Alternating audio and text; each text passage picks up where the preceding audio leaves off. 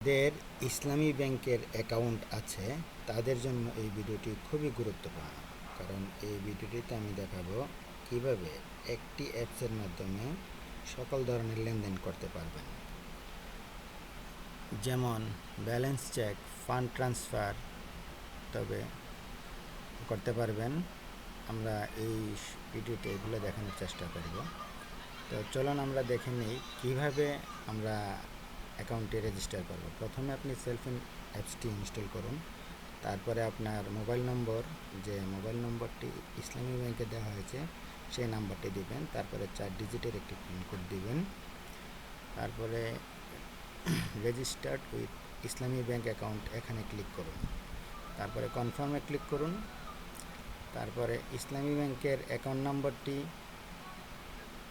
পরে দিন।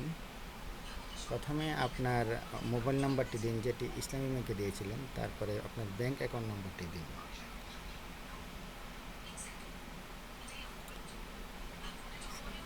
পুরো নাম্বারটি আপনি দিবেন। দেওয়ার পরে আপনার সেলফিনের 6 ডিজিটের পিন নাম্বারটি এখানে দিন। তারপরে আপনার অপারেটর সিলেক্ট করুন। সিলেক্ট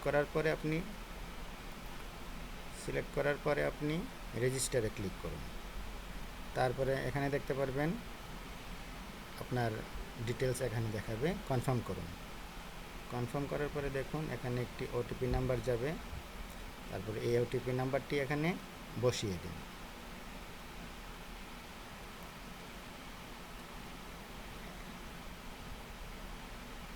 তারপরে এখানে দেখতে পারবেন অ্যাওয়েটিং ভেরিফিকেশন।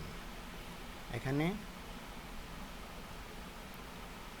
তারপরে কিছুক্ষণ অপেক্ষার পর আপনার ব্যাংক কর্মকর্তা আপনার অ্যাকাউন্টটিকে চালু করে দিলে আপনি নতুন করে লগ ইন করুন। আপনার মোবাইল নাম্বার আর পাসওয়ার্ডটি দিয়ে দেখবেন হয়ে যাবে।